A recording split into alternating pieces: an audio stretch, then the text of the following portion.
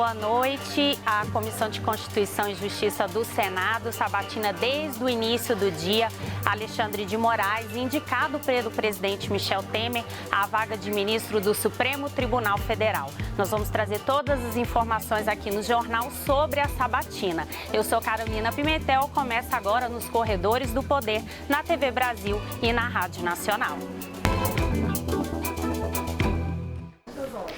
Desde as 10 da manhã, a Comissão de Constituição e Justiça sabatina Alexandre de Moraes, indicado pelo presidente Michel Temer para a vaga de ministro do Supremo Tribunal Federal. Ele é indicado para a vaga que foi aberta aí com a morte do ministro Teori Zavascki. Na sabatina, os senadores estão fazendo várias perguntas a Alexandre de Moraes sobre assuntos debatidos no Supremo Tribunal Federal e também sobre a carreira de Alexandre de Moraes, que até antes dessa indicação ocupava aí o cargo de ministro da Justiça. Ele se licenciou do cargo para então assumir aí essa indicação para ministro do Supremo Tribunal Federal. Durante a sabatina, Alexandre de Moraes está sendo questionado pelos senadores e parlamentares sobre assuntos também que envolvem o Congresso Nacional. Em um dos momentos, ele foi questionado pelo fato de notícias que foram veiculadas de que ele teria sido advogado para a facção criminosa PCC. O ministro Alexandre de Moraes, que é indicado, ele negou que tenha sido advogado da organização, diz que na verdade foi uma confusão, uma notícia falsa que foi divulgada na internet e que ele em nenhum momento foi advogado da facção. Ele também foi questionado sobre uma questão na sua carreira que teria sido o envolvimento no plágio de uma obra de um jurista espanhol. Alexandre de Moraes também negou que tenha sido plagiado. Ele disse também que foi uma informação divulgada errada nas redes sociais e também por jornais e pela imprensa. Segundo ele, isso tudo já foi esclarecido, que o próprio governo espanhol já esclareceu que todas as informações usadas no trabalho dele eram públicas e não considerou, isso não constatou como um plágio. Mas quem tem mais informações sobre essa sabatina e os bastidores também é Rosiane Kennedy, que está lá no Congresso Nacional. É com você, Rosiane. Obrigada, Carolina Pimentel. Uma sabatina realmente longa e a previsão mais recente que se fez em relação a essa duração da comissão hoje é de que vá até 1h da manhã. Até agora há pouquinho eu estava lá dentro da sala da Comissão de Constituição e Justiça e a gente tinha o 10º senador inscrito falando, mas já havia mais de 30 senadores inscritos para falar. Portanto, uma previsão aí em relação ao tempo de pergunta e também de manifestação do indicado, né, o ministro Alexandre de Moraes, uma previsão de ir até 1h da madrugada. Vamos ver se até lá haverá algum tipo de desistência. Mariana Jungmann também acompanhou ao longo de todo o dia, separou inclusive para a gente alguns dos principais trechos dos assuntos sobre os quais Alexandre de Moraes foi abordado hoje. Mariana, boa noite. Além de o ministro ser abordado sobre questões que ele vai ter que se deparar no Supremo Tribunal Federal, julgamentos que ele vai ter que se deparar, ele também foi indagado sobre questões polêmicas em torno dele mesmo. O que disse o indicado Alexandre de Moraes? Boa noite. Boa noite. Olha, ele teve que responder sobre diversos questionamentos a respeito da tese de doutorado dele, na qual há uma suspeita de que ele teria praticado plágio, também sobre as atividades da mulher dele relacionadas ao Supremo Tribunal Federal. Alexandre de Moraes foi questionado ainda sobre outras questões, como o aborto, por exemplo, e preferiu não se manifestar, por exemplo, sobre isso, porque diz que pode ter que fazer julgamento sobre isso no Supremo Tribunal Federal e aí, nesse caso, ele estaria adiantando um voto, o que não é permitido. Vamos ouvir um pouco mais do que disse Alexandre de Moraes hoje sobre os diversos temas que ele foi questionado na sabatina dele na Comissão de Constituição e Justiça. A gente teve só um pequeno problema aqui com o áudio, a gente não tem ainda esse áudio, Alexandre, mas daqui a pouquinho você confere com a gente. Enquanto isso, eu aproveito para lembrar alguns dos bastidores desta reunião de hoje. Um dos bastidores foi bem curioso, porque é o seguinte, antes de começar a sabatina de fato, vários parlamentares da oposição tentaram um adiamento desta sabatina hoje. Apresentaram ali questões para adiar essa sabatina. Os senadores Randolfo Rodrigues, Vanessa Graziotin, Gleice Hoffmann, e o argumento mais curioso ali nos bastidores foi justamente o da líder do PT, a senadora Gleice Hoffmann. Por que eu digo isso? Porque Gleice Hoffmann alegou o seguinte, ela usou uma proposta de um projeto do senador tucano Aécio Neves, que é o presidente do PSDB, para alegar que era necessário suspender, fazer essa sabatina depois. O texto do projeto de Aécio dizia o quê? Defendia que era necessário fazer audiências públicas com a pessoa indicada antes da sabatina. Então, Gleice Hoffmann usou esse texto para dizer que, com base no projeto de Aécio Neves, era necessário fazer essa sabatina posteriormente.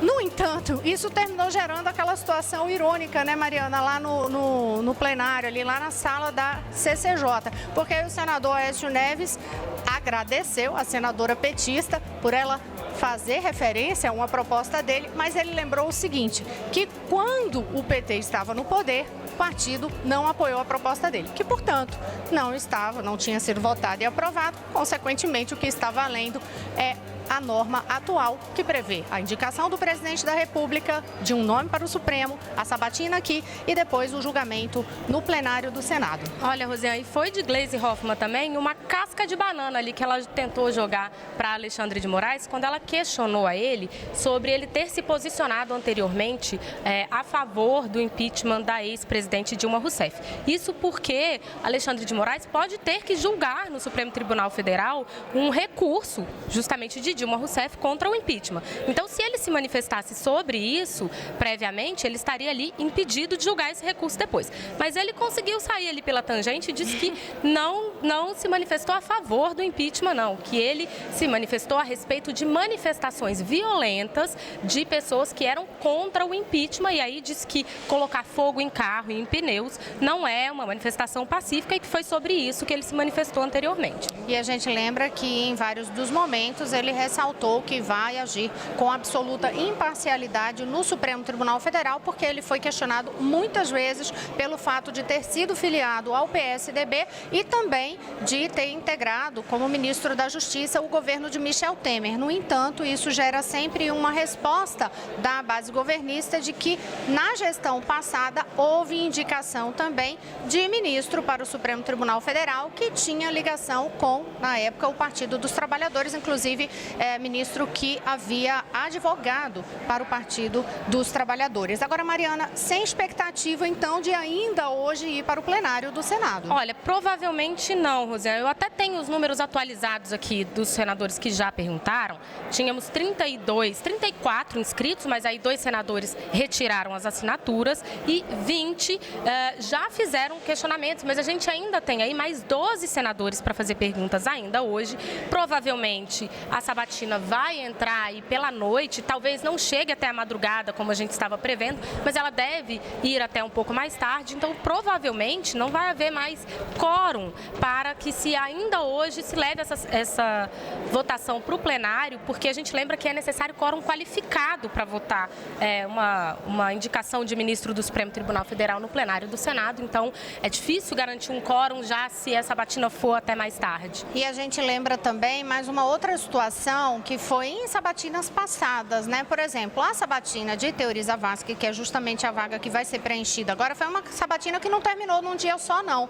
Naquela época, ela começou em setembro, mas aí os senadores tiveram de ir para o plenário para votar o Código Florestal e ela só foi retomada em outubro. No entanto, quando ela foi retomada em outubro, aí foi rápida, em 3 horas resolveram a situação. Agora, Mariana, esse não é o único assunto em pauta hoje, a gente tem também um assunto que gerou polêmica, que é a respeito da revisão do foro privilegiado. E, ao falar sobre o assunto, ao ser abordado sobre o assunto, o líder do governo no Congresso, o senador Romero Jucá, terminou dando uma declaração que gerou mais polêmica ainda em torno do tema. Ele disse que se era para valer a questão do foro e rediscutir o foro, que fosse para todos. Eu separei a frase aqui, ele chegou a falar especificamente o seguinte: se acabar o foro, é para todo mundo. Suruba é suruba, não é uma suruba selecionada. Hoje, ele teve que se explicar a respeito desta declaração. O que disse o senador Jucá, Mariana? Frase polêmica, né, Rosiane?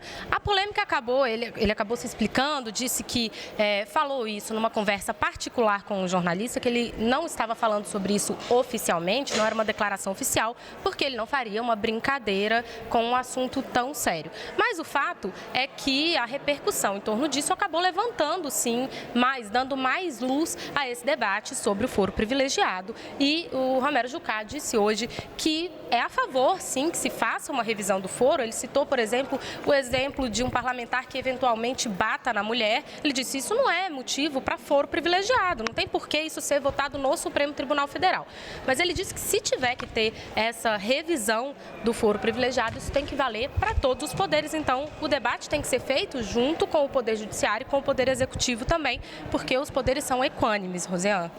E olha, agora a produção está nos informando aqui, a gente volta ao assunto de Alexandre de Moraes, porque agora sim temos as declarações sobre as indagações que foram feitas a Alexandre de Moraes e como ele se posicionou em cada um dos questionamentos feitos. Vamos ouvi-lo. A esposa advogada. A minha esposa é advogada. E eu pergunto, qual é o problema? A esposa, em virtude de cargos exercidos pelo marido, ela tem que abdicar de todos os cargos e tem que voltar e ficar sem fazer nada em casa, mesmo não querendo. A tese de doutorado. Não vejo nenhuma incoerência, nenhuma incompatibilidade em defender uma alteração e aceitar a indicação. Porque eu defendi na tese que o mandato deve ser entre 10 e 12 anos, então, em sendo aprovado, eu não posso ser vitalício. São discussões acadêmicas sempre no sentido de um aprimoramento e sempre no sentido de troca de ideias. Desmonte da Lava Jato.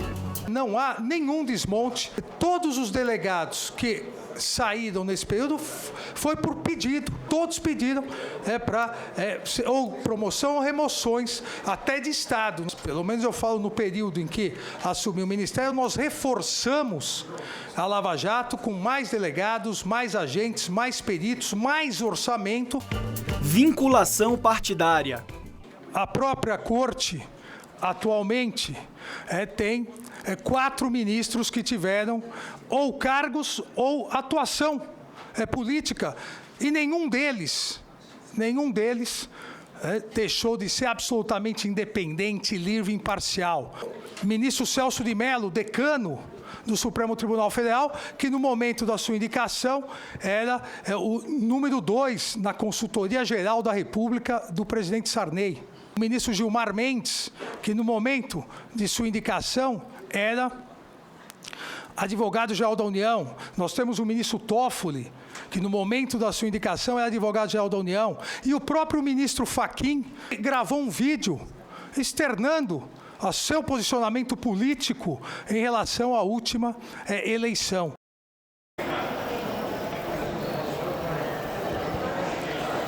E olha, a Mariana Jungmann me lembrou aqui também de um outro ponto que o ministro foi abordado, que é sobre maioridade penal, né, Mariana? Ele foi questionado pelo senador Magno Malta e ele disse que o Estatuto da Criança e do Adolescente é um excelente conjunto de leis, mas na avaliação de Alexandre de Moraes ele peca por ter ali uma disparidade entre o ato praticado e a punição ao agente. O que ele quis dizer com isso? Ele considera que há uma disparidade, por exemplo, em uma um adolescente que pratica um crime de homicídio, por exemplo, ou de latrocínio, que são crimes hediondos, ficar apenas 3 anos cumprindo pena sobre isso. E aí citou até casos concretos envolvendo menores infratores em São Paulo e disse que defende aí uma revisão nessa questão, viu, Rosiane? Obrigada, Mariana. No próximo bloco, você vai conferir com a gente informações sobre como está a situação da política no Rio de Janeiro. O ex-governador Sérgio Cabral foi denunciado por mais 148 crimes de lavagem de dinheiro. Daqui a pouquinho, eu volto já.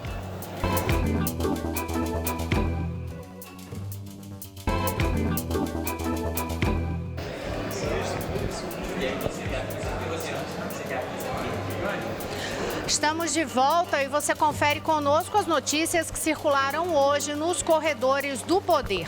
Lá no Supremo Tribunal Federal, decisões hoje na pauta a respeito de políticos. Quem tem informações para a gente sobre os julgamentos é o repórter da Rádio Nacional, Vitor Ribeiro. Boa noite, Vitor. Boa noite, Rosiane. A segunda turma do Supremo Tribunal Federal tomou agora à tarde 2 decisões sobre a delação premiada do ex-diretor da Transpetro, Sérgio Machado. A primeira foi manter a delação sem sigilo. Divulgada no ano passado, a delação trazia, entre as provas, gravações de conversas envolvendo o então presidente do Senado, Renan Calheiros, o líder do governo no Congresso, senador Romero Jucá, e o ex-presidente José Sarney, todos do PMDB. Nas conversas falavam de um grande acordo para tirar Dilma Rousseff da presidência da República e estancar a sangria da Operação Lava Jato. O sigilo da delação de Sérgio Machado foi suspenso pelo então relator da Lava Jato no STF, Teori Zavascki. A defesa pediu a volta do sigilo, mas, por unanimidade, a segunda turma manteve aberto por entender que existe interesse público no caso. Teori tinha determinado que a investigação de José Sarney seguisse para o juiz federal Sérgio Moro. Por 4-1, a segunda turma decidiu que, apesar de não ter foro privilegiado, Sarney deve continuar sendo investigado no Supremo por suposto envolvimento na Lava Jato, já que os outros investigados têm foro privilegiado e continuam no Supremo. Olha, Rosiane, havia também a expectativa de que a segunda turma julgasse uma ação penal contra o deputado federal Alberto Fraga, do Democratas, por crimes contra o Sistema Nacional de Armas, mas a sessão terminou por volta das 6 horas da noite e sem julgar esse assunto, sem julgar o deputado Alberto Fraga. Rosiane. Obrigada, Vitor Ribeiro. Agora a gente vai até a redação da Agência Brasil. A gente volta a conversar com Carolina Pimentel, que tem informações sobre essa situação no Rio de Janeiro, as denúncias contra Sérgio Cabral, tem denúncia contra Pezão. São muitas informações sobre o Rio de Janeiro, né, Carolina? É isso mesmo, Rosiane. O Ministério Público Federal no Rio de Janeiro fez uma nova denúncia hoje contra o ex-governador Sérgio Cabral. Ele é acusado de ter cometido crime de lavagem de dinheiro por 148 vezes. Segundo o Ministério Público Federal, os crimes foram cometidos com prestação de serviços de uma consultoria inexistente e também com a compra de veículos e imóveis para o grupo criminoso, que, segundo o Ministério, era liderado por Sérgio Cabral e desviou recursos de obras públicas no Rio de Janeiro. O grupo teria movimentado mais de 10 milhões de reais, segundo a denúncia. Foram também denunciados o ex-assessor da Casa Civil do Governo do Rio, Ari Filho, e o empresário Carlos Miranda. Todos estão presos. A reportagem entrou em contato com a defesa do ex-governador Sérgio Cabral, que não se manifestou até o momento. E a reportagem não encontrou os advogados dos demais citados na denúncia. Rosiane. Carolina Pimentel, teve hoje também decisão em relação àquele caso do estupro coletivo. Houve condenação, né? Sim, Rosiane. A Justiça do Rio, ela condenou 2 acusados de participarem do estupro coletivo de uma adolescente de 16 anos em maio do ano passado. Esse crime ocorreu na comunidade do Barão, em Jacarepaguá, na zona oeste do Rio. Raí de Souza e Rafael Assis Duarte Belo foram condenados a 15 anos de prisão em regime inicialmente fechado. Os 2, inclusive, eles filmaram o estupro e divulgaram as imagens. Um terceiro acusado, Moisés Camilo Lucena, ainda não foi julgado e continua foragido da Justiça. Esse processo tramita em segredo de justiça para preservar a identidade da adolescente. Rosiane. E em relação à situação do atual governador Luiz Fernando Pezão, também pesa uma denúncia aí na questão administrativa. O que é que tem de novidade disso hoje, Carolina? Olha, Rosiane, em relação ao governador, o Ministério Público do Rio de Janeiro, ele entrou com uma ação contra o governador Luiz Fernando Pezão por ato de improbidade administrativa. Segundo o Ministério, essa ação tem como base uma representação feita pelo Conselho Regional de Medicina do Rio de Janeiro. O Conselho diz que o governador não aplicou o percentual da receita que deve ser aplicado na área de saúde, conforme determina a Constituição. O Ministério Público, ele pede a perda da função pública e a suspensão dos direitos políticos de Luiz Fernando Pezão e também o pagamento de multa. Em nota, o Palácio Guanabara diz que os repasses para o setor de saúde foram cumpridos integralmente e que as contas do governo de 2014 e 2015 foram aprovadas pelo Tribunal de Contas do Estado. Rosiane. Obrigada, Carolina Pimentel. A gente lembra que todas as informações detalhadas você confere no site agenciabrasil.ebc.com.br. Agora vamos falar de outra pauta que está no foco da discussão política, reforma da Previdência. O presidente da República, Michel Temer, decidiu ele mesmo conversar com os parlamentares da Comissão Especial da Reforma para apresentar os pontos que o governo alega que mostram a necessidade desta reforma. A repórter Manuela Castro acompanhou a reunião e conta os detalhes para a gente. O presidente Michel Temer começou a reunião falando que ou se arruma a casa, em referência à Previdência, ou haverá um desastre previdenciário. Ele fez questão de esclarecer um dos pontos polêmicos da proposta, aquele que fala dos 49 anos de serviço. Ele disse que, na verdade, o trabalhador não precisa trabalhar durante 49 anos. Ele pode trabalhar 25 anos e se aposentar aos 65 anos. Nesse caso, vai receber uma aposentadoria um pouco menor. Se quiser aposentadoria integral, aí sim precisa trabalhar os 49 anos. O presidente da Câmara, Rodrigo Maia, durante a reunião fez questão de mostrar apoio ao presidente Michel Temer. Ele disse que vai se empenhar pela aprovação da reforma previdenciária quanto antes no Congresso, porque considera que é uma reforma muito importante para a população brasileira. Vamos ver o que disse o presidente Rodrigo Maia. A partir de março, eu volto junto com os líderes a organizar aquelas reuniões que eu fiz na residência da Câmara, com técnicos também de fora do governo, para mostrar que essa não é uma preocupação exclusiva do Ministério da Fazenda, dos técnicos da Fazenda, mas é uma preocupação de muitos brasileiros que sabem que sem a reforma da Previdência, sem o reequilíbrio das contas públicas, o nosso futuro já está colocado, e colocado de forma muito negativa. E olha, hoje a Rádio Nacional iniciou uma série de debates a respeito da reforma da Previdência. Quem tem os detalhes para a gente de como foi esse primeiro dia de discussões sobre o tema é Jéssica Gonçalves, diretamente do estúdio da Rádio Nacional. Boa noite, Jéssica. Boa noite, Rosiane. Em um debate promovido hoje pelo programa Revista Brasil, da Rádio Nacional, especialistas em direito previdenciário afirmaram que os regimes de previdência precisam ser revistos para se adequar à realidade e defenderam que a reforma seja conduzida de forma transparente. A advogada em direito previdenciário, Cristina Aguiar, disse que o modelo atual não é sustentável. Vamos acompanhar. A reforma da Previdência ela é sempre necessária no sistema previdenciário, né? De tempo em tempo ela tem que ser reavaliada para verificar se está condizente com a realidade daquela população. Mas o professor de Direito, Alex Sandro, se preocupa com a velocidade das discussões. Ele acredita que é preciso mais tempo para que a sociedade se envolva no assunto. Confira. Falta exatamente a amplitude dessas informações, como a proposta desse trabalho que foi feito aqui hoje, para que as pessoas tenham acesso à informação. Como será afetado, como será transformado, como modificará.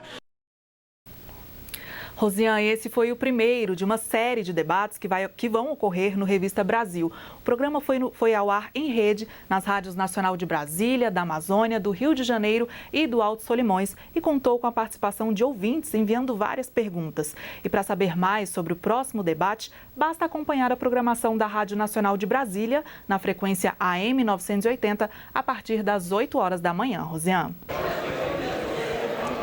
Obrigada, Jéssica Gonçalves, do Revista Brasil, que vai ao ar diariamente sob o comando de Walter Lima. A gente volta agora rapidamente à Agência Brasil para conferir as últimas notícias.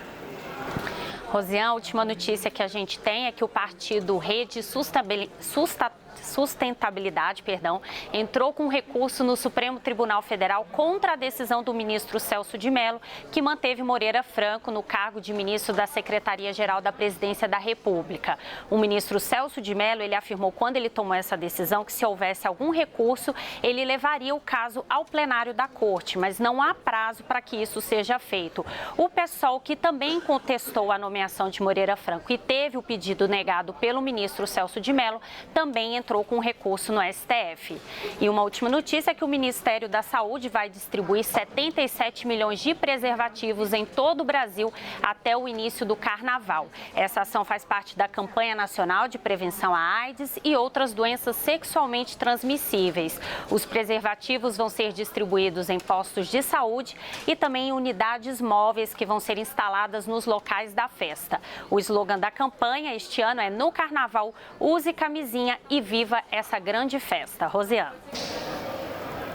Obrigada, Carolina Pimentel. Olha, com a Mariana Jungmann aqui do lado, a Carolina Pimentel falando sobre campanha de carnaval. Por aqui, por enquanto, o bloco do carnaval não passou, a agenda continua intensa, né, Mariana? É verdade, Rosiane, mas como eu disse que hoje poderia não haver quórum aí para a votação de Alexandre de Moraes, ela ficaria para amanhã? Bom, a gente não sabe se amanhã também vai ter quórum por aqui, viu? Porque nessa semana pré-carnaval, eles costumam ir embora mais cedo, especialmente os senadores das regiões onde o carnaval é intenso. Então, pode ser que essas questões só fiquem para daqui 2 semanas. Pois é, e portanto a gente vai ter que aguardar até mesmo essa sabatina, que pode ir até a madrugada. Amanhã a gente conta para vocês então como que ficou aí esta sabatina e a questão do quórum. Mariana, boa noite, até amanhã. Boa noite, até amanhã. A gente aguarda você aqui nos Corredores do Poder. Até lá.